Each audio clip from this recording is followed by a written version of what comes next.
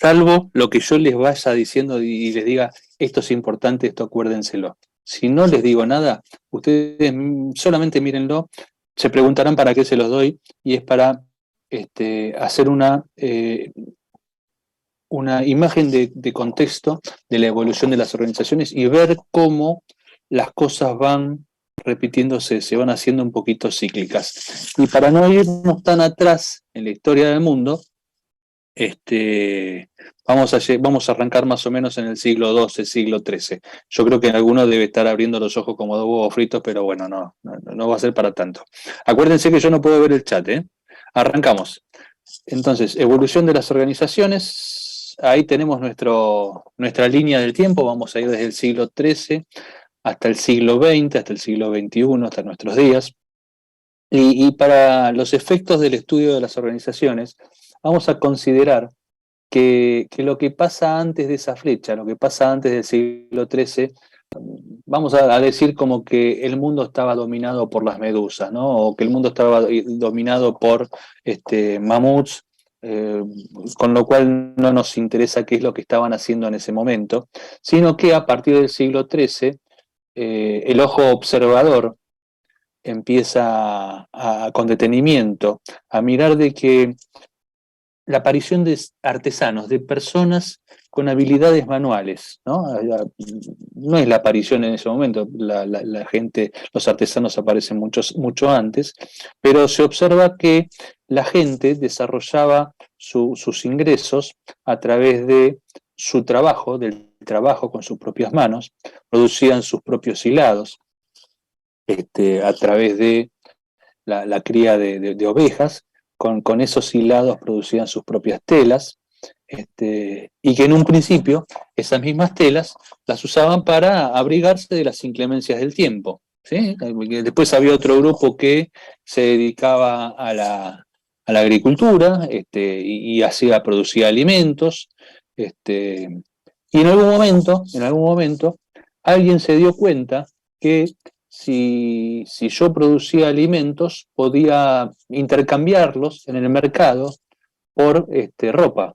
Y el que producía ropa en el mismo mercado intercambiaba por alimentos. Entonces, fíjense que de alguna manera, empieza a desarrollarse el comercio. Ahí fíjense que es del siglo XIII al siglo XIV, no es el siglo XI, ni cosa rara, ni una B abajo, sino que el espacio ha quedado chico. En el siglo, justamente en ese hito, entre el siglo XIII y el siglo XIV, se produce un gran hito, ¿sí? No un granito, sino un gran espacio hito, que es la infección de peste negra, ¿sí? La peste negra que de alguna manera se lleva puesta gran parte de la población. Ya no fue el coronavirus, fue la peste negra, fue terrible. Para esa época se estima que, yo no me acuerdo si tengo el dato, pero creo que la mitad de la población había sido diezmada por la peste negra. Eh, con lo cual se produce un quiebre en el funcionamiento de la economía entre comillas, de cómo esta economía se desarrollaba en ese momento. Pasada la peste negra, verán que avanzamos demasiado rápido, en el siglo XV se desarrolla un nuevo e importante hito. Este sí es importante y es conocido por todos nosotros. Muchas veces la peste negra, nos dicen, sí, la peste negra, sí, no sé, parece que era algo que la gente andaba con unas máscaras porque se contagiaban y no sabían cómo se contagiaban. Algunos a lo mejor le dicen, che, la peste negra, ¿sabés cuánto pasó? No tienen ni idea de cuándo pasó. Pero del cual vamos a hablar ahora, sí, todo el mundo lo conoce, todo el mundo lo estudió, lo hemos estudiado en el preescolar, en el primario, en el secundario, y ahora en el universitario se los vuelvo a traer yo de vuelta a las pizarras, que es el descubrimiento de América, el descubrimiento oficial de América, como dicen la gente, nuestros amigos de Lelutier. No vamos a ahondar en las tres carabelas, ni Américo Vespucio gritando tierra, tierra, ni la matanza de los indios en la isla española, sino que lo que nos va a interesar es este intercambio que hubo, en donde hubo corrida de riquezas, una corrida de riquezas desde América hacia Europa. Entonces, en Europa, que en ese momento se estaba recuperando demográficamente la población que había sido diezmada por la peste negra, de repente se encuentra con población necesitada, ávida de productos y riquezas inesperadas, riquezas con las cuales ellos no contaban. Un, un, este, un horizonte realmente interesante, ¿no? Fue como el horizonte de cuando salimos de la crisis del 2001. ¿Se acuerdan que salimos, bueno, ustedes son muy chicos, aquellos que nacieron en el 99, 98, tenían 4 años, no saben ni tal vez ni de qué le estamos hablando. La crisis del 2001, en donde en una poca semana y poco, en 10 días, tuvimos 4 presidentes, 5 presidentes, en donde gran parte de la población quedó en el medio de la crisis, en donde Eduardo Duhalde asumió una presidencia que llamó elecciones tempranamente y fue cuando ganó Néstor Kirchner e inmediatamente apareció el boom de las soja, $600 la tonelada, que fue el motor que vigorizó el renacimiento de la economía en Argentina, básicamente. Una cuestión similar pasó en el siglo XV en Europa. La recuperación demográfica de la gente que empezaba a olvidar la peste negra, así como nosotros empezamos en algún momento a olvidar el coronavirus y ahora andamos por la calle sin barbijo, y acumulación de riquezas, la acumulación de riquezas. En este contexto, la exportación de lana inglesa al continente, tengan en cuenta que Inglaterra es un estado insular, la exportación de lana inglesa hacia el continente europeo creció notablemente, así como también creció la demanda de tela, la demanda de paños. Son dos cosas distintas, por un lado el hilado y por otro lado el paño. A causa de esta demanda, los lores, que eran los dueños de las tierras en Inglaterra, se empeñaron en eliminar tierras de cultivo, porque vieron que el negocio era criar ovejas. ¿Sí? Y pasa en el campo, ¿no? Pasa en el campo hoy. Si mi negocio, si la soja se va a $700 la tonelada, y posiblemente yo ese pedacito de tierra que tenía previsto meter trigo, y no voy a meter trigo, voy a meter soja, porque la soja me deja $600 la tonelada y el trigo a lo mejor me deja 300. Está bien, a lo mejor los costos o los rindes no son los mismos, pero por hectárea es una diferencia muy grande. Entonces, los lores, que ya sabían esto que en realidad los del campo saben ahora lo que hicieron los lores en aquel momento y por eso repiten, los lores en aquel momento, los dueños de las tierras, dijeron, bueno, listo, vamos a sacar el cultivo y vamos a empezar a pastorear ovejas. Tengan en cuenta que los señores feudales no eran los que cultivaban la tierra, sino que eran campesinos a los cuales los lores les cedían la tierra a cambio de un tributo, ¿sí? Para que ellos trabajen la tierra.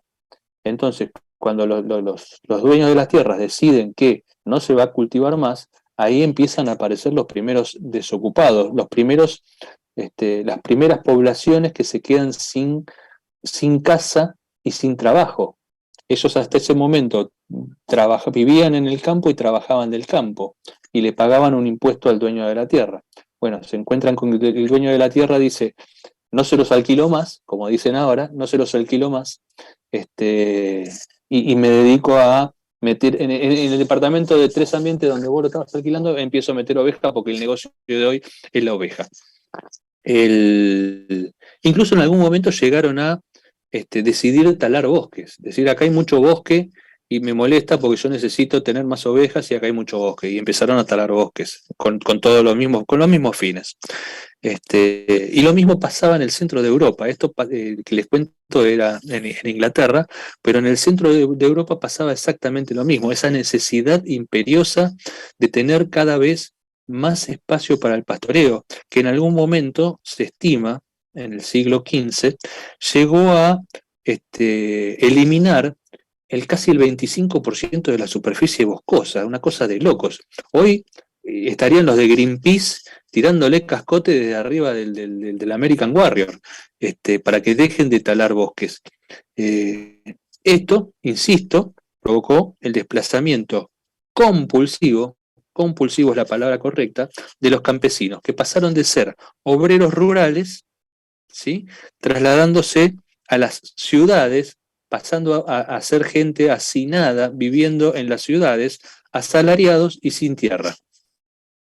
Y ustedes dicen, ¿y lo que pasa ahora qué es? Cuando hay grandes movimientos de gente desde el interior y que se van arrimando a la gran ciudad porque es la gran ciudad, digo yo, y en realidad me refiero a lo que podría llegar a ser la ciudad de Buenos Aires, primer, segundo, tercer cordón del conurbano, que es donde se va a encontrar, y no solo en la ciudad de Buenos Aires, no solamente en el AMBA, ¿no?, sino que tenemos la ciudad de Buenos Aires y el AMBA, después tenemos Rosario y el Gran Rosario, tenemos Córdoba y Gran Córdoba, tenemos Mendoza y Gran Mendoza. La gente se va desde el interior profundo y se va trasladando hacia la periferia de las grandes ciudades. Y pasa exactamente esto, nos encontramos con mucha gente que pasa de ser obreros de su propia tierra, obreros de la tierra, no sé si es propio o no, pero obreros de la tierra, a ser asalariados, a empezar a pelear o a pujar por el pago de un salario y a vivir en un lugar donde precisamente no es de su propiedad, ¿sí?, donde tienen que alquilar o donde están hacinados en barrios de emergencia o en condiciones edilicias y sanitarias que no son las mejores, no son las mejores. Esto sucede desde hace años en Argentina y en muchos lugares del mundo. No hace falta quedarse en Argentina para ver gente hacinada en los alrededores de las grandes ciudades. Pasa en San Pablo, pasa en Río de Janeiro, pasa en Buenos Aires, pasa en Rosario, pasa no sé, en muchísimas ciudades del mundo.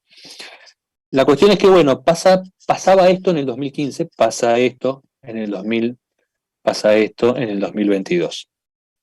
Y esto que estábamos comentando se desarrolla hasta mediados del siglo XVII, ¿sí? Pasamos el siglo XVIII, nos vamos al siglo XVII. Acá me aparecen en un papel que tengo por acá dando vueltas algunos datos de la peste negra. No lo vamos a traer a colación porque si no, no vamos a terminar mal. En el siglo XVII, bueno, acá está la transferencia de riquezas del descubrimiento de América, y en el siglo XVII empiezan a haber importantes cambios, no solamente en la política, sino en la técnica de producción. Aparecen importantes cambios en la técnica de producción impulsados por los gobiernos, ¿no? Están impulsados por la política, que de alguna forma intentan aprovechar la demanda de paños que les comentaba en el siglo anterior. En algún momento se dieron cuenta y dijeron, bueno, si va a haber tanta demanda de paños porque la población se está multiplicando quinquenio tras quinquenio, hagamos algo para no tener que depender de los tejidos orientales, porque en algún momento la demanda fue tal que tuvieron que ir a las Indias. En realidad, acuérdense que Colón se iba a las Indias a tratar de negociar por especias y telas. Las telas de las Indias eran muy costosas, eran muy finas, y dijeron, vamos a tratar de desarrollar una industria, ¿sí?, de forma tal de producir, miren el término que voy a usar, producir la sustitución de importaciones. Sustitución de importaciones. De alguna forma vamos a subvencionar con incentivos gubernamentales a los fabricantes de paños, a los fabricantes de telas, para que puedan desarrollar nuevas invenciones para que el tránsito desde la oveja hasta la tela sea lo más efectivo posible. ¿Sí? Fíjense los términos que estoy usando, ¿no? que el Estado subvencione a la industria de alguna forma para mejorar el desarrollo de la misma, el desarrollo de la industria, y que empiece a aparecer este tema de la sustitución de importaciones. Obviamente que no fue solamente que le pusieron plata a la fábrica de paños, sino que hubo un pool de desarrollos y de invenciones en materias como la mecánica, la termodinámica, en algún momento, muchísimo después, ya casi en el siglo XIX, la electricidad. Pero hubo una fuerte intención de un desarrollo tecnológico. Qué sé yo, tenemos un montón de hitos para recorrer a lo largo del 1700. Al principio, entre el 1700 y el 1720, se produce este fenómeno de que el Parlamento inglés directamente decide prohibir la importación de telas de la India, desde la China y de Persia. Cierra los mercados. Todavía no la tenía muy clara con esto de ponerles retenciones a las importaciones, pero sí pudo decidir que de la India, China y Persia no se importaba más telas. ¿Por qué? Porque le representaba un flujo muy grande de divisas o riquezas hacia esos países. Y en algún momento dijeron, pero si esas riquezas las usamos para desarrollar la tecnología en nuestro país, en algún momento esto va a cambiar. Y cambió, porque en 1733, más o menos, se inventa un aparato que era una lanzadera, que si bien seguía siendo una lanzadera manual, la lanzadera era un aparato para transformar el hilado, la lana en hilado. Si bien era manual, duplicaba la producción por operador. O sea que si el operador antes producía, por decirle, 150 metros de hilo, ahora con esta nueva lanzadera podía producir 300 metros de hilo. Todos recontentos de la vida, porque aparte este nuevo equipamiento no requería que el operador de la lanzadera esté técnicamente preparado, no tenía que estar calificado, lo cual es un golazo. Después vamos a ver el golazo que significa no depender de gente calificada. Ustedes ya se lo deben imaginar. Después de esto, ya casi en 1740, se crean unos aparatos para estirar el hilado. Son unas máquinas en donde si el mismo operario que en 1733 con la nueva máquina podía agarrar y producir 300 metros de hilo por día, este dispositivo lo que agarraba esos 300 hilos de hilo y lo transformaban en 600. ¿Cómo hacía? Y los estiraban como si fuese de chicle, a través de un mecanismo, no sé, los trenzarían, algo harían, lo cual se duplicaba drásticamente, pero disminuía la calidad, disminuía gravemente la calidad. En los años 80 hubo un driver para las computadoras que duplicaba la capacidad de los discos rígidos. Usaba el algoritmo, yo ahora no me acuerdo cuál era el algoritmo de compresión de datos, no sé si era el algoritmo de Huffman, era el que se usa, el que daba en una época nuestro amigo Zaffaroni. Lo siguen dando, Zaffaroni, ¿eh? lo siguen dando Zaffaroni, Sí, ¿no? sí, sí, sí. Yo la cursé con Moscusa y Moscusa también lo da. El algoritmo de Huffman, que es el algoritmo de compresión de datos. Y bueno, este driver que se usaba en las primeras computadoras personales, imagínense, primeras computadoras personales, disco de 20 megas. Y vos decías, wow, tengo un disco de 20 megas, soy un winner, un disco de 40 megas, ya tenías que tener un XT para un disco de 40 megas, y cuando le ponías este driver, que lo cargaba en memoria, al disco de 40 lo veías como de 80. Y vos sacabas el disco dentro de la máquina y decías, ¿dónde cazzo guarda toda la información? Si el disco es disco y los sectores son sectores y los espacios son espacios. Bueno, usaban algo que nosotros no conocíamos, ¿no? Los usuarios, no conocíamos en los 80, que era el algoritmo de Huffman, y el sistema comprimía y descomprimía en tiempo real con una velocidad que nosotros ni siquiera nos dábamos cuenta. Se instalaba el driver, vos pedías un directorio del disco y el disco automáticamente tenía el doble. Ahora bien, se te jodía el driver y andá a buscar la información al fabricante del driver, ¿no? Porque no la recuperabas nunca más en tu vida. Y era lo mismo que pasaba acá con el tema del hilado. el hilado duplicaba su longitud, pero disminuía la calidad, con lo cual se rompía mucho y tenía mucha pérdida.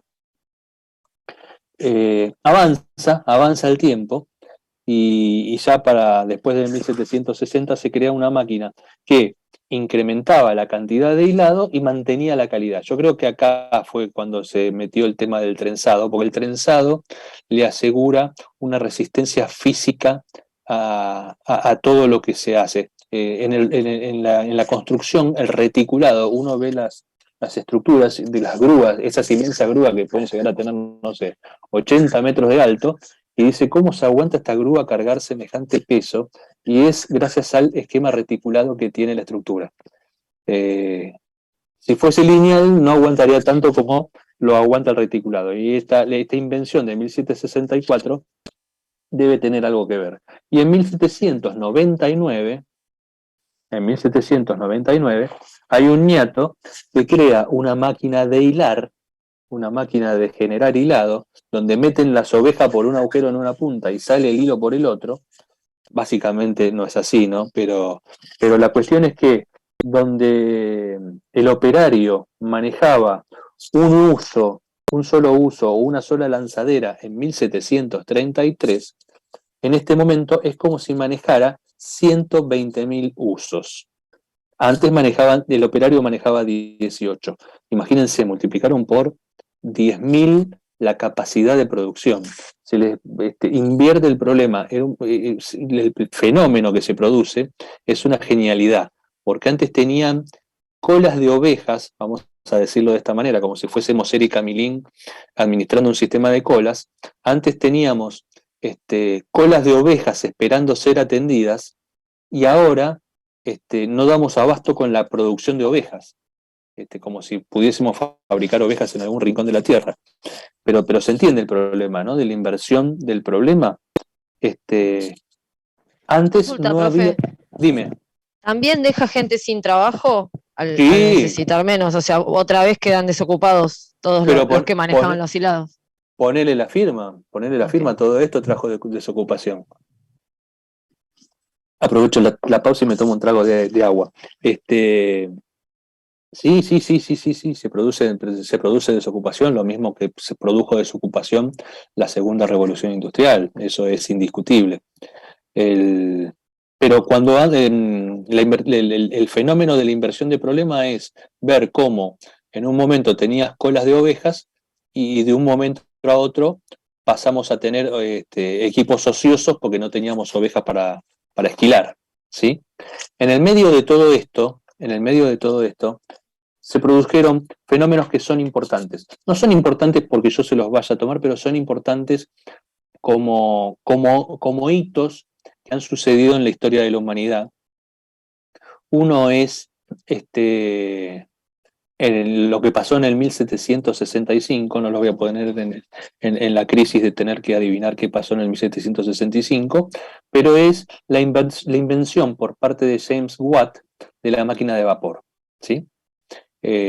Para aquellos que no sepan quién es James Watt, cuando ustedes compran una lamparita de 8 watts, una pequeña lamparita de LED de 8 watts, ese watt quiere decir, toma el nombre de este señor James Watt de 1765, que en ese momento inventó la máquina de vapor, y que él la inventó, la desarrolla, la piensa.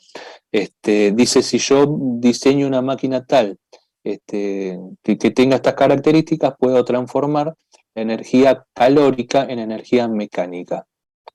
Es el principio de la máquina de vapor. Obviamente, no se inventa la máquina de vapor, el principio de la máquina de vapor. De la máquina del tren a vapor, ¿sí? En donde tienen una caldera con agua, la caldera es alimentada con, qué sé yo, si vimos Volver al Futuro, acuérdense que el profesor loco le mete leñas adentro para generar calor y en un momento le mete un cartucho de vaya a saber qué, y la caldera se va a niveles insospechados, genera mucho calor y ese calor genera energía mecánica. Casi todas las transformaciones parten de un intercambio de energías. Energía calórica a mecánica, energía química a mecánica, energía mecánica a calor. Siempre hay intercambio de calor, o porque hay un principio hay un principio, que es el principio de la conservación de la energía, que no sé si lo ven en física ustedes, el principio de la conservación de la energía. Son cosas que uno aprendió a lo largo de tantos años de estudio. Bueno, James Watt, entonces, en 1765 inventa la máquina de vapor, y la máquina de vapor se lleva a la práctica, se desarrolla por primera vez en 1769. Y este es el hito que marca el nacimiento de la primera revolución industrial. Este es lo primero que les diría yo que se acuerden, no porque yo les vaya a preguntar en un examen cuándo fue o qué inventó James Watt o cuándo fue la primera revolución industrial, sino porque está piola que si en algún momento alguien en el desarrollo de su profesión, en el desarrollo de su carrera, o están hablando en una reunión social y alguien menciona algo de qué fue el gran hito que pasó en 1769, y ustedes sepan, sí, la revolución industrial, y ahí se dan corte de qué, bueno, que leyeron. Son cosas que son importantes, es como que no sepamos cuándo nació San Martín o cuándo se cruzó la cordillera de los Andes o cuándo nació Mirta Legrand, que es un secreto que no conoce nadie en toda la humanidad. La cuestión es que, bueno, James Watt desarrolla la máquina de vapor, la lleva adelante, la fabrica, tal como nos decía Natalia, creo que era Natalia, esto empuja definitivamente a los campesinos a las ciudades, definitivamente. Ese primer empujoncito que le habían dado los lores porque tenían necesidad de tener cada vez más y más ovejas, el desarrollo de la máquina de vapor los empujó, pero ahí sí compulsivamente, los llevaron a los empujones hacia las ciudades, en donde los hacinaron en casas cercanas a las fábricas, porque de alguna forma se transformó el modelo productivo que había hasta ese momento. Hasta ese momento el modelo productivo requería mucha mano de obra manual, mucho, no me sale la palabra ahora, mucha persona que ejerciera con sus manos el trabajo, que realizara el trabajo con sus manos, y las fábricas en realidad ahora se empezaron a poblar de máquinas, Entonces, de repente necesitaron gente para manejar las máquinas y a medida que iba pasando el tiempo, la gente que necesitaban cada vez tenía menor calificación, cada vez requerían menor calificación.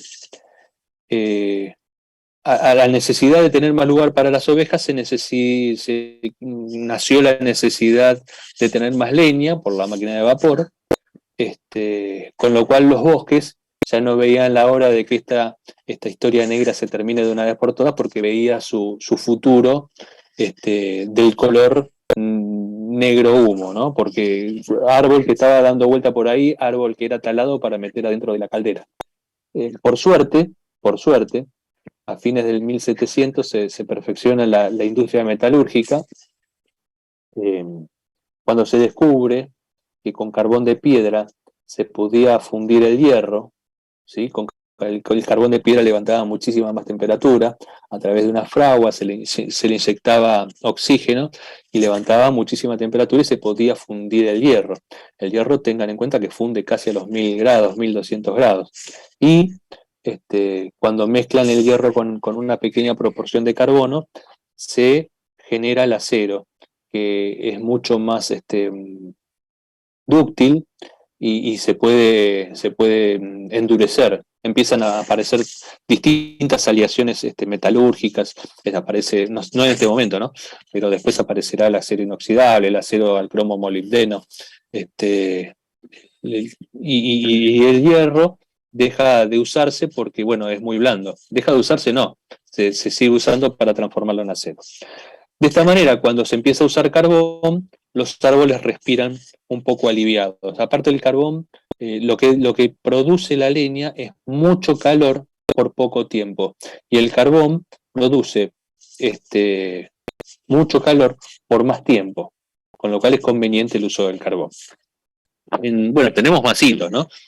Porque la invención de Watt se transforma en barco de vapor en 1807, en locomotora de vapor en 1812 y primer ferrocarril directamente en 1830 que une Liverpool con Manchester, ¿sí? Vamos a ver si avanzamos, la primera revolución industrial. Estamos en 1830. Ahí, fíjense que recién, cuando Watt piensa, porque la desarrolla en su cabeza, la primer máquina de vapor en 1765, pasaron casi 65 años más en que aparezca el primer ferrocarril. Y estaba bueno el tema del ferrocarril de Manchester a Liverpool, porque los dos pueblos, las dos ciudades, que más que pueblos, eran grandes desarrolladores del acero.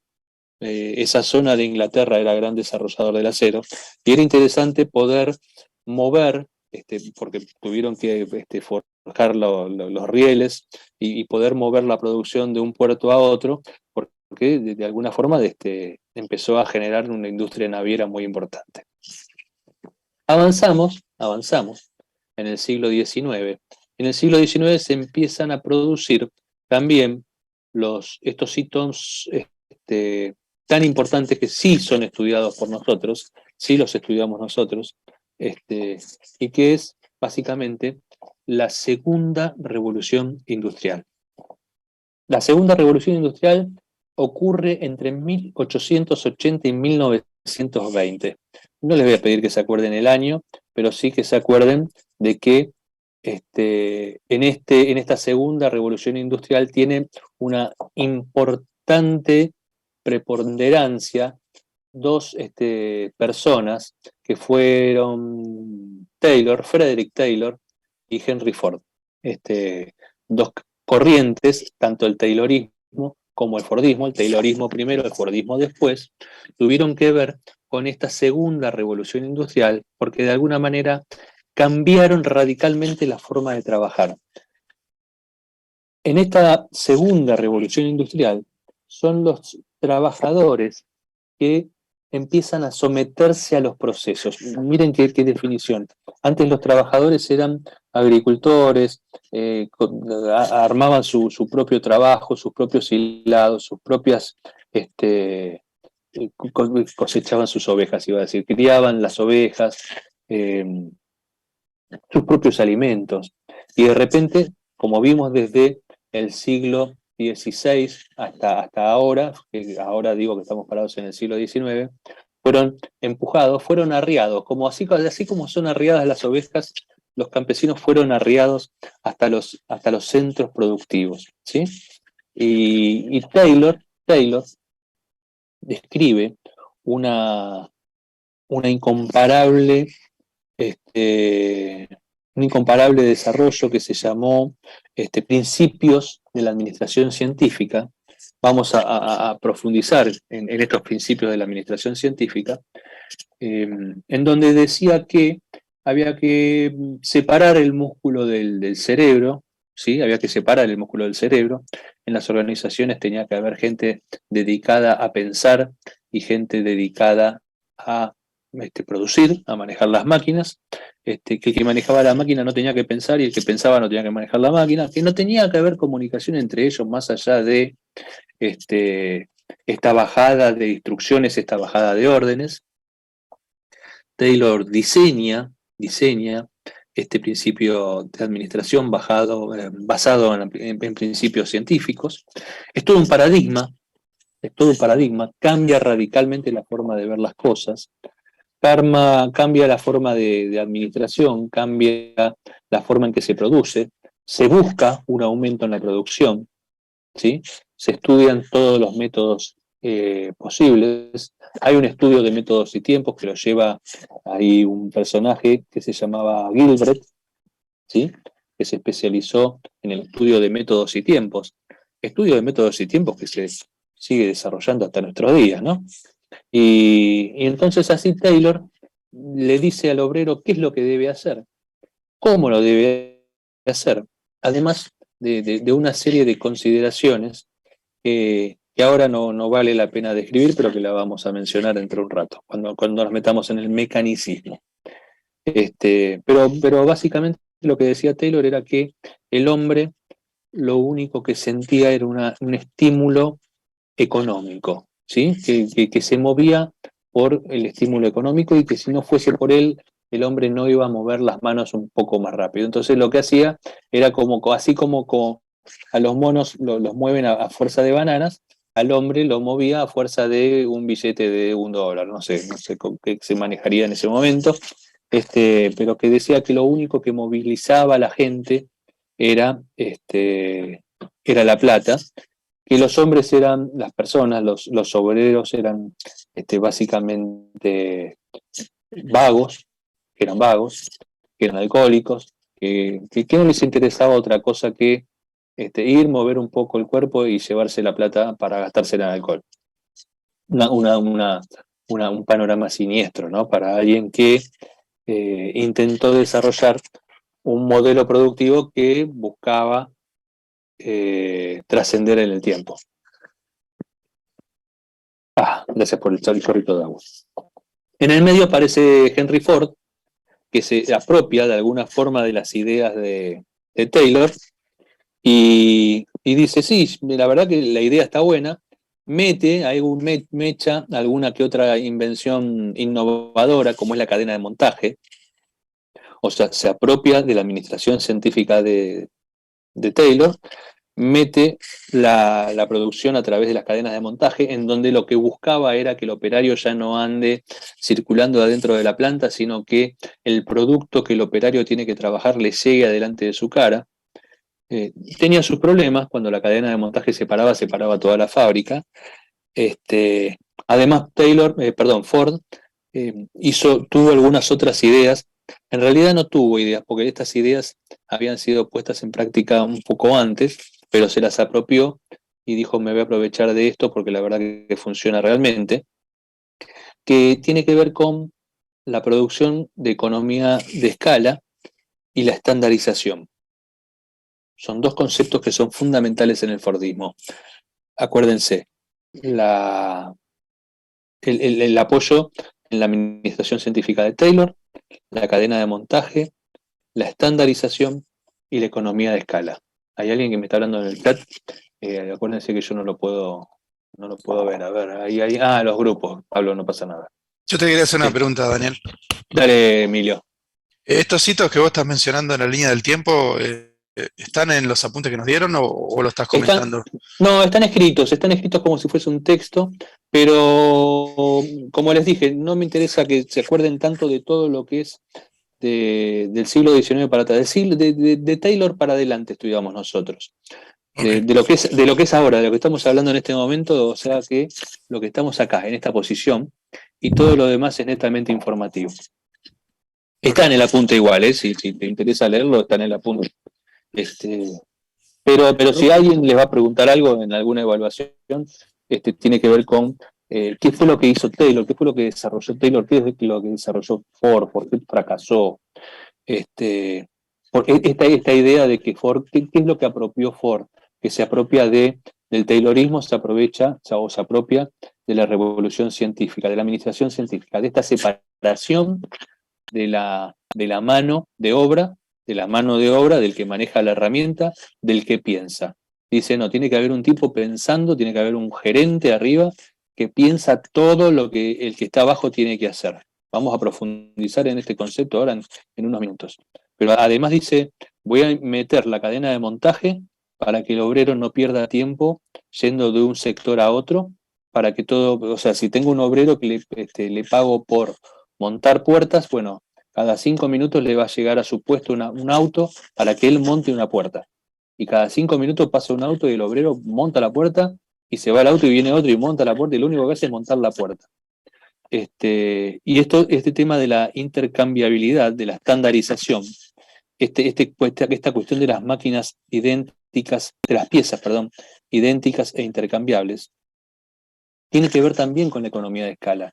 Porque no es lo mismo fabricar los autos como los fabricaba Rolls-Royce en una época, en donde el auto salía carísimo, pero fabricaban 180 autos por año, no sé, por decir algo, porque el auto se producía desde que entraba hasta que salía, pieza por pieza, y era único en su tipo. Y otra cosa es decir, y mira, voy a necesitar rulemanes de punta de eje, digo yo, como si alguien entendiera qué son los rulemanes de punta de eje, pero que alguien me entienda. Los rulemanes son los que están adentro de las ruedas, los que permiten que las ruedas giren sin que se agarren. Y si a ustedes en algún momento se les rompe un rulemán, van a sentir que están en el auto, están andando y el auto empieza a hacer, cuando ustedes avanzan, empieza a hacer este ruidito. Es un rulemán que se le está picando la cubeta. Ustedes sacan la rueda, desarman la punta de eje, sacan el rulemán, miran el número, dice SKF 30285, van a la casa de repuesto, le decís, che, me das un SKF 30285, el tipo le va a dar una cajita azul, van, le ponen un poquito de grasa, lo meten, apretan la rueda, la ponen de vuelta y se van andando. Esa es la intercambiabilidad y la estandarización, ¿sí? Se les rompe el engranaje de tercera de la caja de velocidad, desarman la caja, van a la casa de repuesto, compran el engranaje de tercera, lo meten adentro de la caja y la caja sigue andando. Se le funde el auto porque se quedaron sin agua y compran un juego de aro supermedido y lo ponen, hacen una rectificación y el auto sigue andando. Eso es lo que genera la estandarización y la intercambiabilidad. Vamos a un ejemplo mucho más vago. Se le pincha una goma, van a la gomería y le dicen, dan una 165-70-14 y la ponen y la rueda entra en la llanta como si hubiese sido creada para esa llanta. Y efectivamente fue creada para esa llanta, porque son idénticas e intercambiables. ¿Me explico? Imagínense, en tiempos más remotos, antes del Taylorismo, antes del Fordismo, se rompía una rueda y tenían que ir a ver al tipo que le haga una rueda de la misma dimensión. Y prácticamente tenían que reconstruir una rueda para el carro que estaban manejando. Este concepto de la estandarización de las piezas idénticas y de la intercambiabilidad ya había sido usado antes de Ford, en las fábricas de armas Colt y en las fábricas de máquinas de coser Singer. Dos fábricas, dos industrias totalmente actuales. La fábrica de armas Colt hasta el día de hoy sigue fabricando armas. La fábrica de máquinas de coser Singer, no sé si sigue fabricando máquinas de coser, pero es reconocida hasta nuestros días. Hoy muchas veces reemplazadas por fábricas de Oriente, en donde estas cuestiones se resuelven de manera mucho más económica, mucho más simple, ¿no? Van, compran una máquina hecha, no sé, en Made in Singapur, por decir algo, y cosen a lo mejor, no sé si con la misma calidad, pero con la misma rapidez y la misma agilidad y con mucho menos costo. Igualmente, pareciera que Ford era un loco de atar, ¿no? Porque dice, me voy a abusar de estas cuestiones de la intercambiabilidad y que esto, y voy a someter a mis obreros al trabajo esclavo, pero Ford tuvo un concepto bastante paternalista. Vamos a decir paternalista, vamos a sacar bastante. Duplicó los salarios, ¿sí? Dijo, bueno, muchachos, vamos a poner acá una cuestión de incentivos, una serie de incentivos, me pongo yo en el papel de Ford, mientras les hablo, y si ustedes cumplen determinados requisitos, yo les voy a pagar el doble de lo que les voy a estar pagando ahora. ¿Sí? Imagínense ustedes hoy trabajando en las empresas que están trabajando, que les digan, miren, yo les voy a poner 3 requisitos y si ustedes los cumplen, les voy a pagar el doble de lo que les pago ahora. Y los requisitos son, obviamente no es el caso nuestro, aprender a leer y a escribir, no ser alcohólicos, no gastarse la plata en alcohol y abrir una caja de ahorros para empezar a ahorrar. Si ustedes me prometen que cumplen estos 3 requisitos, yo les pago el doble. ¿Sí? Es como cuando ahora les dicen a los muchachos, como dijo el otro día un político, si no mandan a los chicos al colegio yo les saco la ayuda escolar. Ford lo dijo hace 140 años atrás.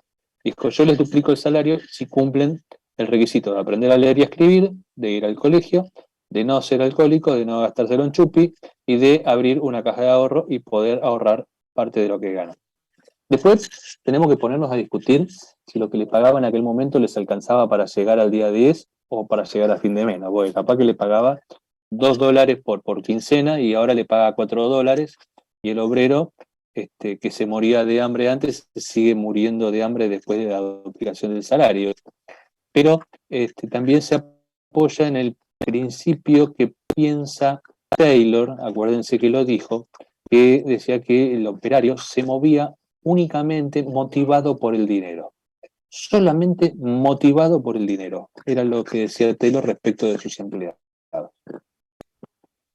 Eh, no sabemos si esta oferta de Ford representó una mejora notable en los ingresos de los empleados, pero sí mostró dos cuestiones.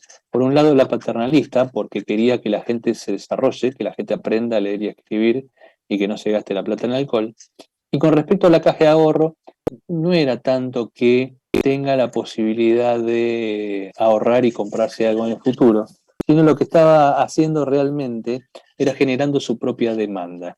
Porque si veía que, o sea, Ford fabricaba autos que eran realmente económicos, y si lograba que la gente ahorrara la suficiente cantidad de dinero, en algún momento podía llegar a querer comprarse un auto. Con lo cual estaba fomentando su propia demanda. Igualmente era una demanda a la cual le daba la espalda. A Ford no le interesaba mucho lo que pensaba su clientela. Él, y es más, muchos de ustedes lo deben conocer la historia, y si no la pueden ubicar rápidamente en internet. La publicidad del Forte decía que usted iba a tener el auto del color que quisiera siempre y cuando ese color sea negro, porque básicamente él fabricaba autos negros, no fabricaba autos de otro color, y se apoyaba en estos principios de la producción masiva de productos homogéneos, eran todos iguales, la homogeneidad de los productos lo ayudaba a disminuir los costos de producción. Él se basaba, su estrategia era la de abaratamiento de costos, había una integración vertical, un funcionamiento continuo de la línea de montaje, un cuidado de este funcionamiento de la línea de montaje, porque si la línea de montaje se caía toda la industria, toda la fábrica. Innovaciones de proceso y no de producto, porque la innovación de producto, ¿qué te trae? Y si vos mejorás el producto, posiblemente tengas que gastar un poco más de plata en el proceso productivo, y no sabés si la gente está dispuesta a pagarlo. En cambio, la innovación de procesos, yo te sigo vendiendo el mismo auto color negro, pero si gasto menos en fabricarlo, esa ganancia es mía, decía Ford. Esta constante búsqueda de reducción de costos incluso por la economía de escala. Si yo fabrico 5 rulemanes, me costaban tanta plata. Ahora, si yo lo llamo al fabricante, le digo, fabricame 500.000 rulemanes, y el costo ya era otro. Entonces, esto hoy por hoy tiene asociado otro tipo de costo, ¿no? Esto en ese momento no se veía, pero si yo hoy por hoy digo, tengo que fabricar rulemanes, y voy a fabricar rulemanes y me los voy a guardar en mi depósito para la producción de los próximos 5 años, y sí, puede ser que me haga una diferencia, porque qué sé yo, hoy pago el rulemán $3, con un dólar a 180, y mañana el dólar se me va a 500 y tengo que pagarlo con el dólar a 500. Y ustedes van a decir, y sí, pero lo compraste a 180, sí, pero lo guardé, inmovilicé capital, gasté en seguro, gasté en almacenamiento, y en el final del ciclo, la industria de hoy, muchas veces no, prefiere el modelo japonés, el modelo del just in time, el modelo de traerme la mercadería en el momento que la preciso, porque me evita costearme, me evita gastar un montón de plata en seguro y en almacenamiento, ¿sí? Entonces, se planifica la producción para que el camión del proveedor entre en el momento en que en la fábrica se está produciendo la necesidad. Son dos conceptos totalmente diferentes. El que pensó Ford en su momento al que piensa la industria hoy. Y no decimos que el de Ford está mal o que la industria de hoy está mal, ni siquiera decimos que la industria de hoy desprecia la producción a escala. No la desprecia, no la desprecia. Pero no le pone todas las fichas, solamente a la producción de escala. Hay una estructura jerárquica y centralizada y una división funcional, tanto en lo que propone Taylor como en lo que usa Ford, y lo que propone ambos también es lo que buscan, es eliminar el tiempo muerto y eliminar la vagancia, ¿sí? Porque lo que decía Ford, lo que decía Taylor es los empleados son todos vagos. Eso es lo que decía Ford. O sea, los empleados son todos vagos y no hay forma de hacerlos laburar si no se los motiva con algo. Y lo único que consigo para motivarlos, decía Taylor, es mostrarle plata, porque no se movían con otra cosa que no sea con plata. Y mucho no se equivocó, ¿eh? Y mucho no se equivocó, porque bueno, si bien hay otro concepto en donde dice que nosotros no vamos a trabajar solamente con la plata, ¿no? Bueno, en el siglo XX aparece este concepto que es la importancia de lo social, que es lo que viene a modificar este concepto que nos propuso Taylor, ¿no? A lo cual había que tenerlo, básicamente, si tuviésemos que hablar de motivación a través de Taylor, creo que pensaba únicamente en el palo y la zanahoria, ¿sí? Y hay otras cuestiones que motivan a las personas más allá del garrote y la zanahoria. El garrote y la zanahoria se entiende por, vos me obedeces y yo te premio, vos no me obedeces y yo te castigo, ¿no? Básicamente es eso lo que estaba buscando Taylor en su pensamiento. No sé si Jorge quería decir algo. Sí, quería dar un dato de color que para compartir más que nada, porque miré una serie el fin de semana y me quedé medio flasheado con las fechas. De 1885 a 1923 se crea el fútbol casi profesional en Inglaterra. Era una ciudad derbi contra el otro y las fechas son más o menos la misma.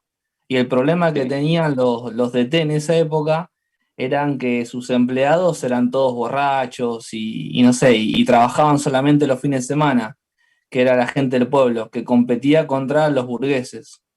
Y fue muy loco porque el DT de Darwin contrata a dos jugadores escoceses profesionales y ahí cambia todo el fútbol. Hace la diferencia. Hace la diferencia porque les empieza a pagar a los jugadores escoceses que eran muy buenos y el equipo, el resto de los otros 9 decían, pará, yo estoy trabajando para vos en tu molino y a mí me pagás, no sé, 2 centavos, no sé cuánto. 2 mangos, sí. Y a los otros los traes de Escocia, les pagas una casa y nada. Es más, en un momento hay otro molino mucho más grande que le dice, mirá, a vos te está pagando 6 libras semanales, yo te voy a pagar 100. Y el flaco dice, yo me voy por 100 libras y ya está, péguenme, sáquenme de acá, que esto, que el otro, y es muy loco, porque oficialmente en 1923, si no me equivoco la fecha ni nada, termina diciendo, bueno, no sé, el fútbol, así como lo conocen, que se distribuyó en todo el mundo, fue armado por este grupo de personas. Y están más o menos por ahí, por la fecha que está nombrando. Sí, fines de 1800. La gran mayoría de los clubes de Argentina son de 1905, 1902, los más viejos, ¿no? Y es así. Sin ir más lejos, hace muy poquito, Boca jugó con este equipo de Carlos Casares. Yo los conozco porque Carlos Casares es la ciudad donde nació mi mamá. Y el equipo es el equipo de los Grobo.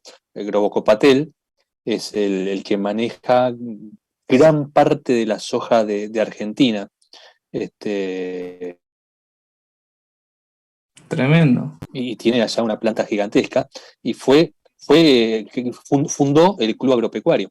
Obviamente que vos vas a sacar los Casares y son todos de agropecuario y después de algún club de las divisiones más reconocidas. Pero están todos, imagínate la revolución que fue cuando fue a jugar la Copa Argentina. Pero básicamente arrancaron siendo los empleados de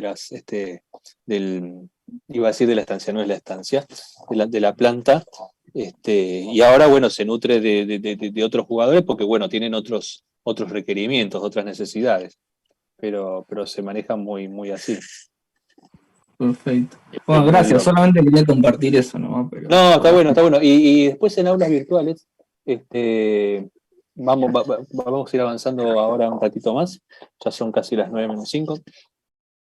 Vamos a ir avanzando un poquito más y después les voy a contar en aulas virtuales con qué se van a encontrar. Yo sé que algunos entraron, pero después les cuento con qué se van a encontrar. Pero les decía, en el siglo XX aparece la importancia de lo social. Aparece un buen señor, así como les dije que estuvo, por un lado, Frederick Taylor, y después estuvo nuestro amigo Henry Ford. Hagamos un paréntesis. Si ustedes le preguntan a alguien qué les parece Taylor, le van a decir, no, es un mal tipo, un explotador, un hijo de buena madre. Pero la realidad es como que alguien comentó hace un ratito, todos tenemos un taylorista dentro de nuestro bolsillo. Cuando uno mete la mano en los bolsillos, va a encontrar pelusa, con suerte va a encontrar alguna moneda y en algún rincón vamos a tener un enano taylorista. Cuando nosotros nos tenemos que poner en el saco de administrar un grupo de trabajo y las papas queman, en algún momento se nos va a salir la chaveta y le vamos a pedir a la gente que trabaje más. Y a veces te dicen, y por trabajar más, ¿qué vamos a tener? Y mira, no sé, no vamos a tener nada por ahora, tenemos que sacar el trabajo. Y en sistemas pasa mucho esto, porque nos empiezan a apretar los tiempos, en donde tenemos que hacer un entregable, tenemos que hacer una implementación y no hay tutía, ¿no? Y muchas veces, esto también lo vamos a desarrollar a lo largo del curso, cuando las consultoras plantean un negocio y dicen le vamos a vender este sistema a esta empresa, tiene que competir y en esta competencia tiene que mejorar sus costos y en este mejoramiento de costos resulta que hace una mala o un pobre cálculo de tiempos, el tiempo se agota, los recursos son escasos, no alcanzan, hay que cumplir y esto termina en detrimento de la cantidad de horas que trabajan los integrantes de los equipos, ¿no? En donde dicen tenemos que entregar el fin de semana y el fin de semana son 48 horas sin parar dándole a la tecla para que los sistemas arranquen. Eso es algo de Taylorismo escondido, ¿no? Eso es algo de Taylorismo. Pero bueno, les decía, en el siglo XX aparece un señor que se llama Elton Mayo, y que Elton Mayo, a través de una serie de investigaciones, llega a la conclusión de que no solamente la cuestión pasa por el palo y la zanahoria, sino que la gente tiene otro tipo de cuestiones en las cuales pensar, ¿sí? Otro tipo de motivaciones en las cuales referirse.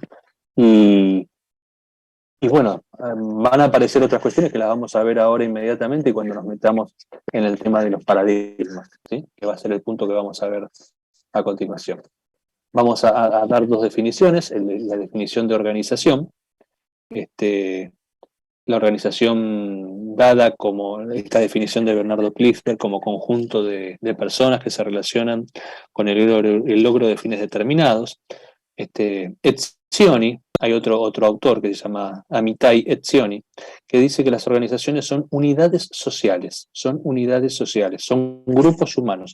No hay organización que no esté conformada de grupos humanos y que se reúnen con fines determinados, como dice ahí, las organizaciones están deliberadamente constituidas y tienen una serie de características.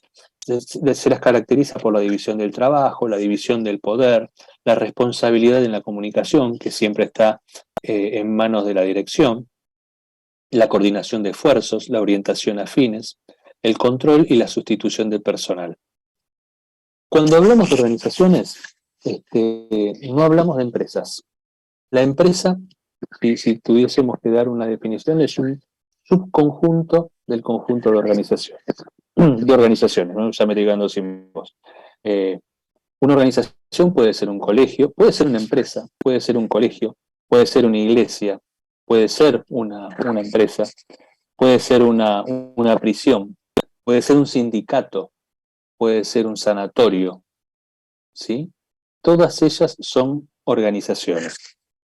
Y ahí tenemos la definición de Bernardo Klixberg. Bernardo Klixberg que trabajó y trabaja mucho con el tema de la gerencia social. Creo que está dando clases. No, la verdad, sinceramente, no sé si sigue dando clase o no. pero lo último que supe de él es que estaba muy relacionado su trabajo con el tema de la gerencia social. Y fíjese lo que está ahí en mayúsculas, ¿no? Que los componentes o los integrantes que actúan de manera coordinada y consciente están motivados por sus propias motivaciones y deseos, ¿sí? Y esta frase de motivados por sus propias motivaciones y deseos tiene que ver con que no solamente van a trabajar por dinero, no van a trabajar por dinero.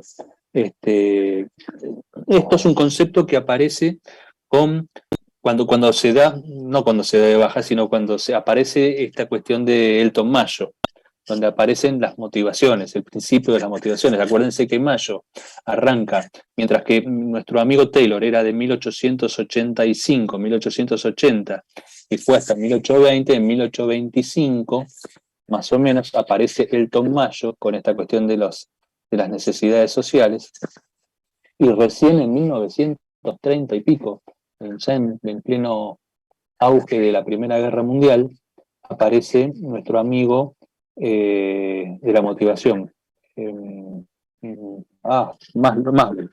Maslow, Abraham Maslow, el de las pirámides motivacionales, que estoy seguro que la vieron en algún momento.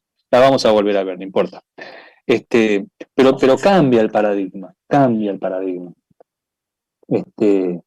Y lo que en el cambio de paradigma dicen, pero esperá, la gente no va a trabajar por el dinero como decía Taylor, va porque tiene sus propias motivaciones.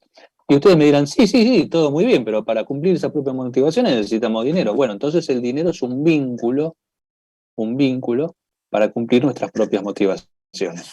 Yo voy a trabajar, no estoy personalizando, ¿no? Es una forma de decir. Yo voy a trabajar porque quiero desarrollarme profesionalmente. Para desarrollarme profesionalmente necesito hacer posgrados o estudios en las principales universidades del mundo porque quiero desarrollar un determinado modelo. Bueno, eso me sale plata. Si no trabajo y genero plata para pagar eso, no lo voy a lograr nunca, a menos que tenga un abuelo millonario y me haya dejado la herencia, pero si entonces los que no tienen abuelos millonarios no pueden llegar, no pueden alcanzar nunca nada. Sí, hay gente que llega, que alcanza, que con su propio esfuerzo cumple con sus propias motivaciones y deseos. ¿Sí? Pasamos a algo más terrenal. Si mi deseo es tener un televisor QLED de 85 pulgadas para ver el mundial, y bueno, es mi propia motivación, y a lo mejor voy a hacer 100 horas extra por día hasta poder juntar ¿cuánto sale ahora? 150 lucas. Hasta juntar las 150 lucas que me sale el televisor. Pero mi televisor, mi motivación es esa. Mi objetivo, en mi horizonte, yo veo la luz parpadeante de Samsung que me dice, acá estoy yo, venía a buscarme. Y esa es mi motivación. Si mi motivación fuese solo el dinero, sería como Rico McPato, ¿no? ¿Se acuerdan? ¿Saben quién es Rico McPato? Rico McPato es el tío millonario del Pato Donald, en donde el tipo como millonario quería su dinero para llenar su piscina de monedas de oro y dólares, y él disfrutaba sumergiéndose en esa montaña de monedas de oro y dólares. Y no es así. Uno, estaría bueno, ¿no? Decir, bueno, sí, yo puedo llenar mi bañadera, mi humilde bañera de euros y pegarme un baño de euros. Y bueno, el euro no tanto, pero ese dólar que tiene ese olorcito tan particular. Digo yo, demostrando que sí, que me importa.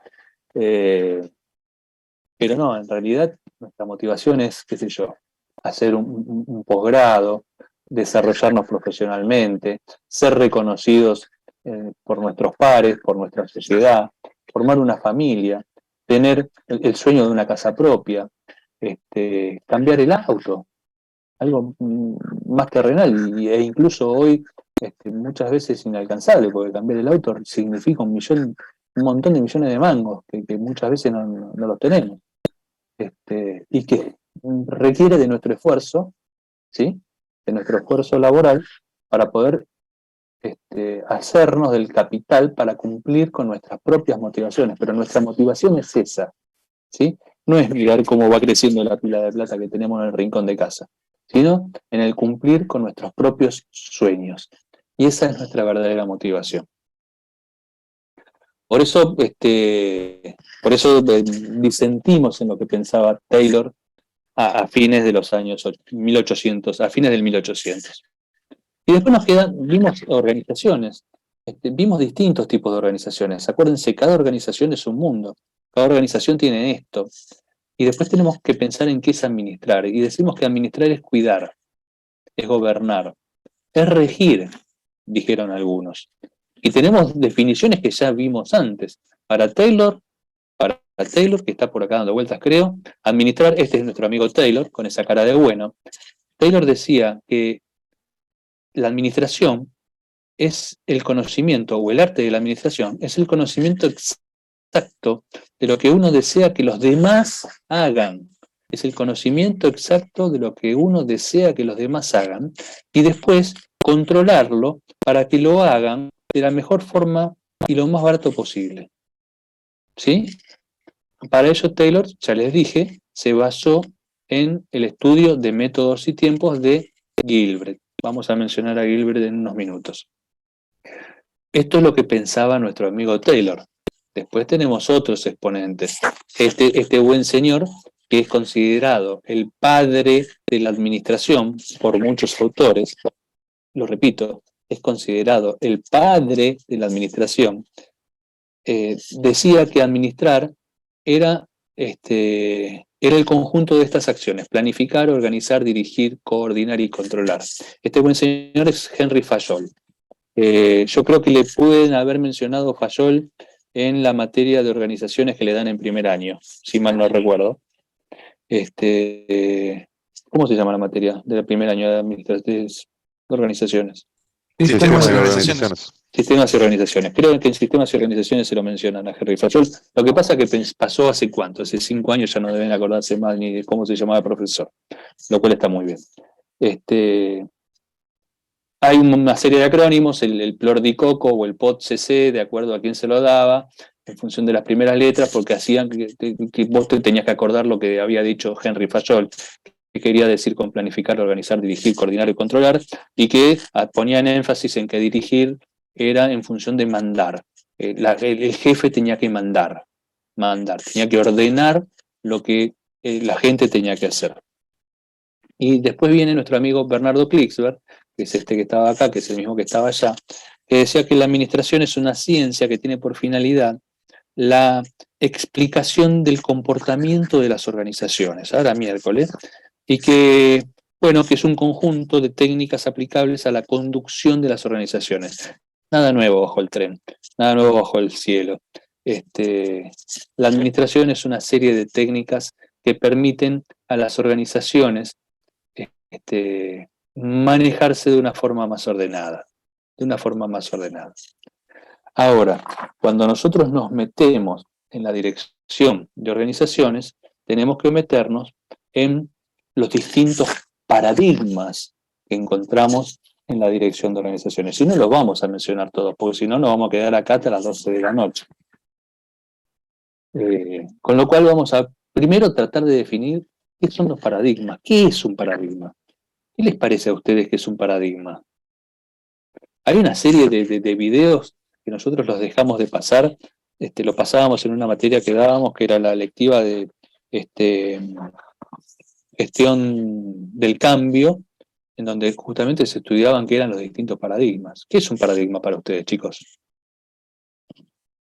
Digo yo, me aprovecho a tomarme el último trago de agua. Ah, se fueron todos. Una forma de ver la realidad, ¿puede ser? Sí, totalmente, Facundo. Es una forma de ver la realidad. Una forma de... Sí, un consenso entre varias personas sobre un tema en particular. Tal cual. Es exactamente eso. Es una forma de ver las cosas y que tiene que ver con un momento, ¿no? Con un momento. ¿Qué sé yo? Nosotros, cuando estudiamos paradigmas, yo siempre me acuerdo de la frase paradigma de desarrollo orientado a objetos. El paradigma de orientación a objetos. Sí, paradigma funcional también. Paradigma funcional, es exactamente eso. la definición de paradigma es exactamente eso. Y como dijo el primer compañero, es una forma de observar la realidad. Es la forma en que nosotros enfrentamos un problema y decidimos cuál es la forma en que lo vamos a resolver. Y una vez que se define el paradigma, todos van atrás del paradigma, ¿sí? Es muy loco esto, ¿no? Porque uno dice, bueno, acá vamos a resolver con el paradigma funcional y vamos atrás del paradigma funcional. Acá vamos a tener, creo que viene un gráfico, ahí está, sobre el desarrollo de los paradigmas y la ruptura de los paradigmas. Imagínense en los años 70, cuando empieza a tener auge el desarrollo de programas de computación, en donde no había demasiado, ¿no? Había, no sé, no sé, voy a mencionar algunos, creo que ya existía el COBOL, existía el Pascal, después en los años 80, yo me acuerdo, yo empecé a estudiar en los años 80, a principios de los 80, a mediados, en el año 84 ya nos daban BASIC, no Visual Basic, BASIC, pelado, que era la forma en que tenían de programar las computadoras personales, las IBM PC. Y nos enseñaban este modelo de instrucciones secuenciales, ¿no? En donde las instrucciones iban secuencialmente una tras de la otra, así como cachetada de loco, como está ahí, 0, 2, 4, 6, 8, y tenían numeradas las sentencias, uno le ponía el número que quería, simplemente tenía que seguir una secuencia, y las instrucciones se iban ejecutando una tras de la otra, una tras de la otra. Después vino un paradigma mejorado, alguien inventó el GoTo, y esto fue una crisis adentro de los desarrolladores de ese momento, que estaban acostumbrados a desarrollar programas que se ejecutaban secuencialmente, y el GoTo implicaba que si yo estaba en la sentencia 2, podía irme a la sentencia 14 y volver a la sentencia 3 para seguir ejecutando.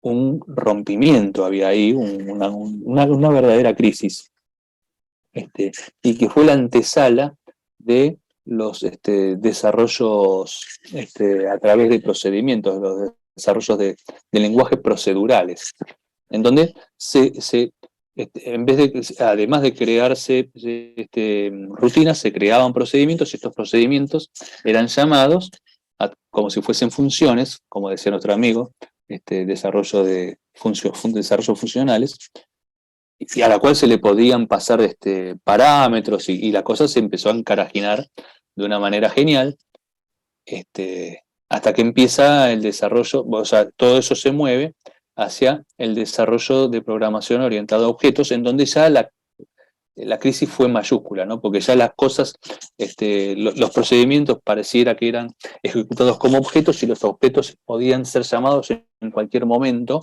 y que cada objeto tenía sus propias propiedades. Una locura, ¿no? Una locura. Daniel, Pero bueno, perdóname, te dime, hago dime. una consulta. ¿Ese Sí. gráfico qué mostraría? Este gráfico lo que mostraría es el desarrollo de un paradigma en función del tiempo. Si pudiésemos representarlo, ¿no? Si pudiésemos representarlo. Por ejemplo, yo desarrollo el paradigma de programación lineal y lo voy mejorando, hasta que llega un momento en que ese paradigma no funciona más y ese paradigma se quiebra, no hay forma de sostenerlo. Esto es como el desarrollo de, qué sé yo, cuando salen los primeros sistemas operativos para la PC. Sale el DOS 1.0, lo mejoran con el 2.0, 2.1, el 330, el 4, el 5, el 6, el 660, el 622, creo que el 622 fue la última versión de DOS que salió, hasta que empezó a competir con el Windows y se produce un quiebre y el paradigma se cae al piso.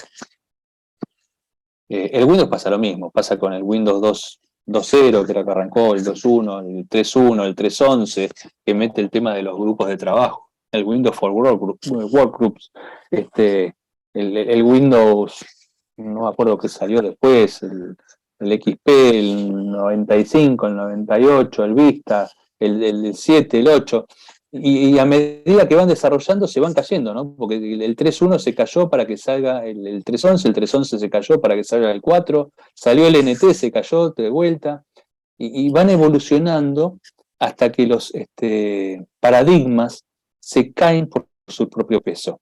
Este gráfico tiene una razón de ser y que lo voy a explicar ahora.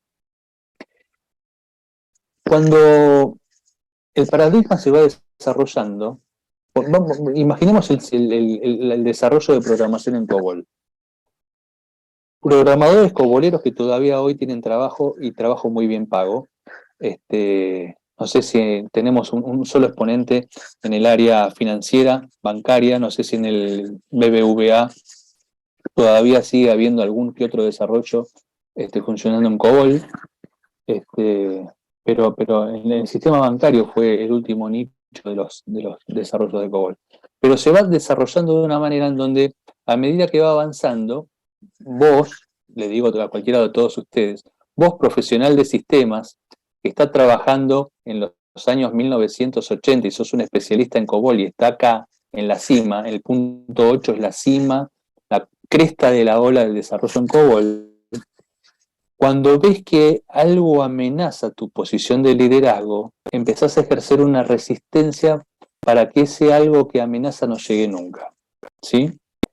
Si fue el Visual Basic el que en algún momento amenazó los desarrollos hechos en COBOL, porque el Visual Basic a través de una conexión podía conectarse con una base de datos precaria tal vez para ese momento, pero que manejaba otro tipo de cuestiones y lo hacía visualmente tan lindo, que era lo que buscaba el cliente en ese momento.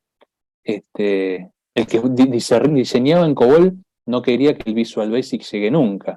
Entonces, hablaba pestes del Visual Basic en cuanto foro podía presentarse, ¿sí? Decían, ¿cómo van a ceder ante el Visual Basic cuando el COBOL es tan robusto, tan rústicamente robusto? Bueno, hizo mucha fuerza, ¿no? Porque el COBOL en algunas aplicaciones perdidas todavía está funcionando. Y el Visual Basic entró y cayó y estuvo haciendo malabares hasta no sé cuándo, fines de los años 90, mediados de los años 90. Pero la cuestión es que en este momento que estamos acá arriba, hay un grupo de gente que son los especialistas en este paradigma y que hacen resistencia para que este paradigma no se caiga, y los que están acá abajo, que no tienen nada que ver con este paradigma, pero que pueden llegar a ser los productores del nuevo paradigma y que hacen fuerza a que el nuevo paradigma surja. O sea, vamos a, no sé, al Java. Acá tenemos a los gurúes de Java tratando de que Java no se muera nunca, y acá tenemos a los estudiantes de un nuevo sistema que es el que viene a reemplazar al Java. No sé si hay algo ahora que venga a reemplazar al Java. Ustedes, chicos que están más cerca de la tecnología, ¿hay algo nuevo que viene a reemplazar al Java? En mobile, Kotlin, por ejemplo. Listo. Sí, Entonces, acá están los especialistas de Kotlin que están esperando que Java se muera para tratar de captar todo ese mercado, ¿sí? Mercado que a lo mejor hoy está compartido con Java. Y los que están acá arriba, que son los gurúes de Java, que no quiere que se caiga porque en el momento en que se cae pierden su posición de liderazgo en este paradigma y tienen que bajar a estudiar este nuevo software que están explicando ustedes. ¿Me explican cuál es la relación? ¿Me explico cuál es la relación de resistencia e impulsión al cambio? Sí, se entiende. Ese es el momento. En el momento del rompimiento, en el momento de la crisis del paradigma, todos vuelven a cero.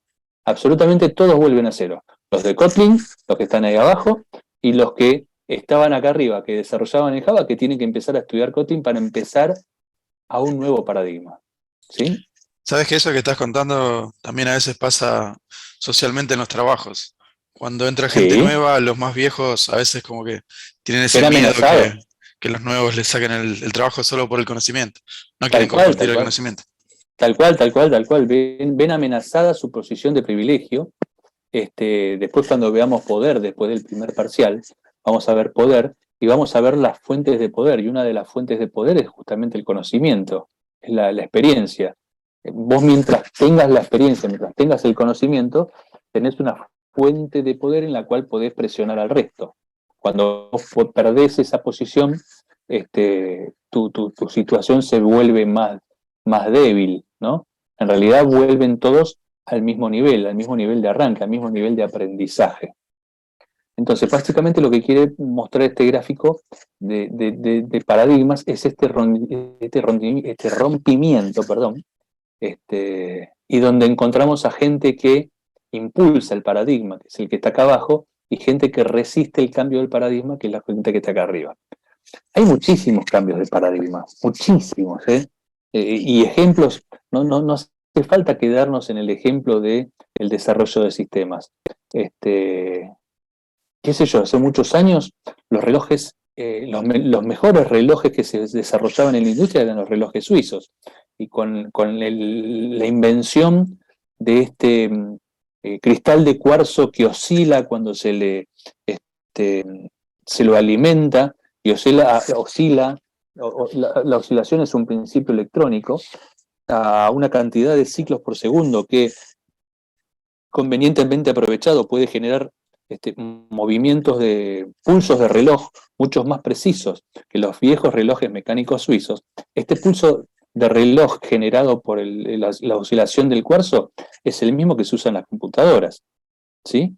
El mismo que le marca el paso, digo yo, y hago ruidito, el paso del clock de reloj que marca todas las sentencias en los buses internos de las computadoras.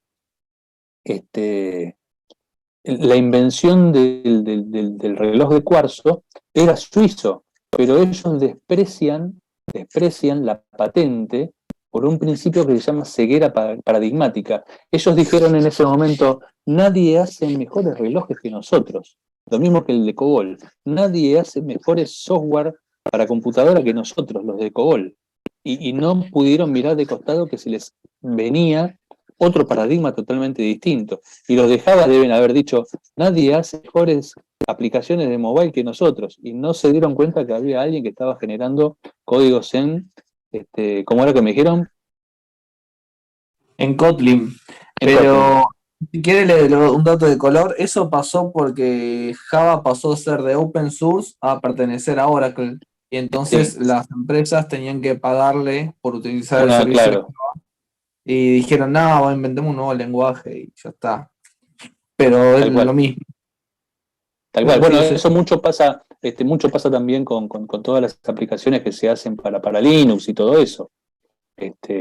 ¿Por qué le iban a pagar una licencia a Microsoft pudiendo tener soluciones más seguras? Bueno, a lo mejor falló en la implementación, falló en aquel momento, ¿no? Ahora está todo mucho más agilizado, pero antes el usuario final agarraba no les voy a mentir, los 27 disquetes de 3,5 que representaba la instalación del Office 4.2, creo que era, y ponía el primero, y si el disquete número 13 no se le jodía, uno iba hasta el final y tenía el Office instalado.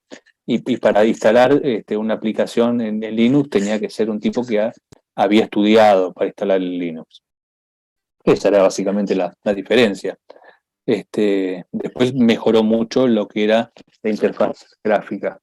Pero sí, es como vos decís, una vez que Oracle se apropia de la patente de Java y saca las herramientas, a lo mejor dejó libre las herramientas básicas y empezó a cobrar por las herramientas más sofisticadas, dijeron, ¿por qué no vamos por otra solución? Los suizos dijeron lo mismo, dijeron, nosotros somos los que hacemos mejores relojes, y dijeron, no lo vamos a hacer.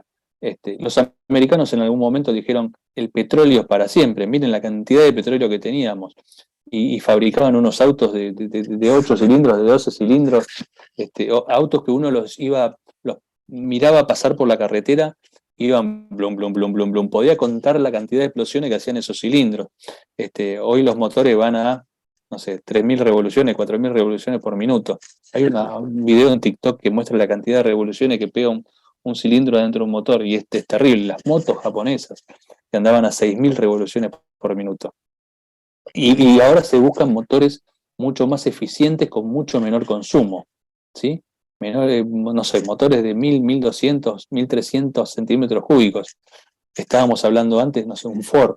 Había un modelo de Ford Falcon que tenía 3 litros 600. Hoy estamos hablando de un auto que tiene 1 litro 300, 1 litro 200. Se dan cuenta que no funcionan las cosas igual de un paradigma como era antes a un paradigma como es ahora. El cable, los diarios. ¿Quién iba a pensar que los diarios no se iban a vender más en papel? Hay diarios que se venden en papel todavía, pero el Clarín que compras mañana a la mañana son las noticias que leíste hoy en internet.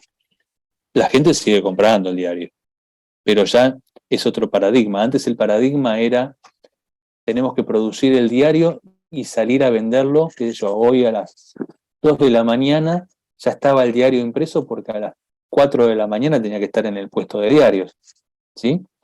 El secreto era que en las grandes ciudades no pasaba nada, pero si el diario llegaba a Salta después de mediodía, no se lo vendían a nadie.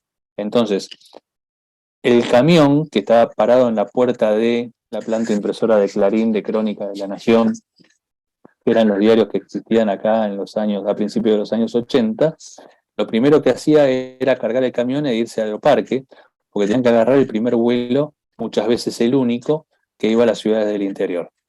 Si no subía a ese vuelo, ese diario servía para prenderle fuego para asado, para otra cosa no servía. Y lo mismo el cable. Alguien dijo una vez en los años 60 en Estados Unidos que la televisión por cable no tenía ningún futuro, porque ¿para qué la gente iba a pagar el cable si podía ver la tele gratis? Y hoy no hay prácticamente, no hay nadie que no cuente con una suscripción a una TV paga. Justamente ayer me tocó ver una noticia, una triste noticia, ¿no? Porque hablaba de gente que estaba en estado de indigencia, ¿sí? En total estado de indigencia. Era una familia que vivía en el barrio 2124, creo que es el que está ahí al lado de la cancha de Huracán.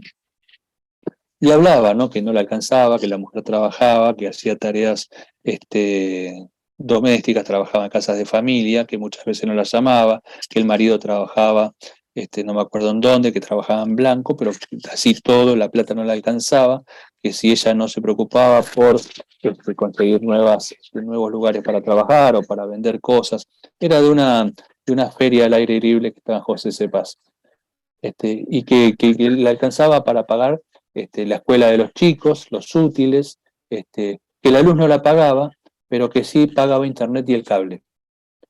No voy a hacer un acto, no voy a juzgar ese acto, ¿no? De decidir qué pagar y qué no pagar.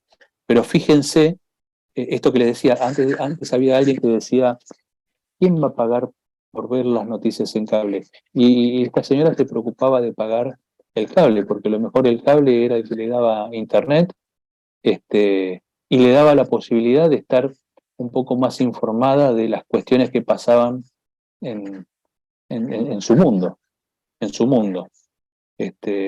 No, para nada, no me parece propio juzgar de decir no tiene para pagar la luz y pagar el cable, para nada. Esa es otra discusión. Pero me llamó la atención eso, y esto fue ayer, no fue hace 10 años atrás, no fue hace 15 años atrás, fue ayer, en una nota que estaban haciendo en una feria en José Cepaz, una feria así de abierto, que no sé incluso si esa nota era de ahora o era de principios de año. Pero los paradigmas cambian. El reloj como lo fabricaban los suizos no es el mismo reloj que se fabrica ahora. Hoy el reloj tiene otras características. Hoy incluso no es el mismo reloj que fabricaban con los japoneses, porque fueron la gente de Japón con Casio los que se hicieron de la patente del reloj digital. Hoy ya el reloj te dice cuántas pulsaciones tenés, con cuánto estás corriendo, cuánta caloría gastaste, qué tenés que hacer esta noche. Le podés subir el volumen a tu cuenta de Spotify en los auriculares que son Bluetooth, nada está conectado físicamente con nada y todo está conectado con todo, ¿sí? Profe, es que tuvieron que hacer eso también para no morir en el camino, como las cámaras de fotos con rollo Tal- de fotos. Tal Entonces, cual. porque el celular tiene cámara, tiene reloj. Si no le metían algo más, se les moría la industria. Tal cual, tal cual. Bueno, ese es el otro ejemplo. El ejemplo de las cámaras que lo vemos ahora con el tema de las cámaras digitales. Y el ejemplo de las cámaras digitales lo volvemos a ver cuando vemos planeamiento, cuando vemos escenarios en realidad. Porque las industrias invierten muchísima plata para ver qué es lo que se viene. Y me imagino que Kodak, porque fíjense que la industria fotográfica en aquel momento estaba dominado por 3 o 4 jugadores. Estaba Kodak, estaba Fuji, había otra que era multicolor. que tenía 3M para, 3M 3M, para los rollos, sí. para los rollos 3M, y había otro que era, no me acuerdo, que el logo tenía muchos colores. Pero no había muchos más jugadores. Y el proceso C41 era el proceso que transformaba la película, que ya había sido impactada por la luz y la transformaba en negativo, y ese proceso creo que era propiedad de Kodak, el proceso, ¿eh? El proceso. Entonces, siempre se cobraba un royalty. Cuando ven que la imagen puede ser captada por una serie de células sensibles a la luz, y empieza a visorar el nacimiento de la fotografía digital, dicen, bueno, ¿para qué lado vamos? Nos quedamos con el modelo en el cual nosotros siempre sacamos las fotos, que es reconocido y es perfecto. Y de hecho, durante los primeros años de la fotografía digital siguió habiendo fotografía con películas, con esas cámaras. Yo tuve una cámara reflex y la verdad que eran geniales. Eran geniales. Era una Pentax que abría el diafragma en una milésima de segundo, y mirar la cámara sin el objetivo y ver en la velocidad que se movía ese espejo, que era totalmente mecánico. Pues decís, ¿cómo hicieron estos tipos para lograr un mecanismo tan perfecto? Tan perfecto. Bueno, hoy un celular saca fotografías infinitamente mejores que esa cámara Pentax. ¿Sí?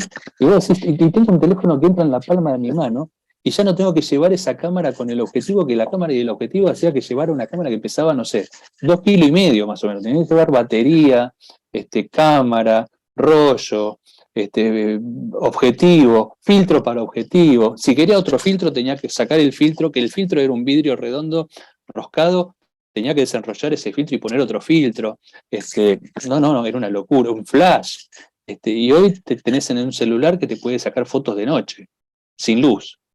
Ha cambiado drásticamente.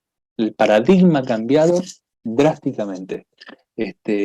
Y lo que tenemos que nosotros, como futuros profesionales, es vencer esta ceguera paradigmática, vencer este aferrarnos al conocimiento que tenemos, en función de somos los mejores en esto y tenemos que aprovechar esta ventaja lo máximo que podamos, porque esa posición nos va a llevar a que en algún momento alguien obtenga ventaja de algo que nosotros todavía no pudimos ver, motivo de esta ceguera paradigmática, y nos ponga en una posición muy desfavorable respecto de la competencia. ¿Sí? Eso es lo que nosotros tenemos que evitar. Que no caigamos en una situación desfavorable. Tenemos que seguir avanzando. ¿Cómo andamos, chicos? ¿Estamos bien o quieren descansar? ¿Quieren parar? Estamos medio cansaditos ya, con honestidad. Bueno, no hay problema, porque podemos avanzar. Podemos seguir la semana que viene. Es más, yo le voy a hacer clic para que vean lo que arrancamos. Es el mecanicismo, que es lo que podemos arrancar la semana que viene, y la semana que viene empezar a mechar los temas. Vemos los paradigmas en el desarrollo de organizaciones, que es mecanicista y organicista, que mucho se basa también en lo que vivimos hoy. Mucho se basa en lo que vivimos hoy. Yo voy a prender la cámara nuevamente. Y también metemos cultura. Vamos a poder lograr el objetivo de llegar a la última clase antes del parcial sumamente tranquilos. ¿Sí? Así que sí, podemos dejar tranquilamente en el día de hoy. No sé si tienen alguna duda, alguna otra consulta. Lo que tenemos, yo creo que los que no les conté, lo último que no les conté fue el parcial, y el parcial, igual lo vamos a hablar durante el transcurso del cuatrimestre. Lo que estamos haciendo son 5 preguntas a desarrollar, nos juntamos en Medrano, 1 hora y media, y se desarrolla. Y los temas que se toman salen del apunte, no salen de otro lado.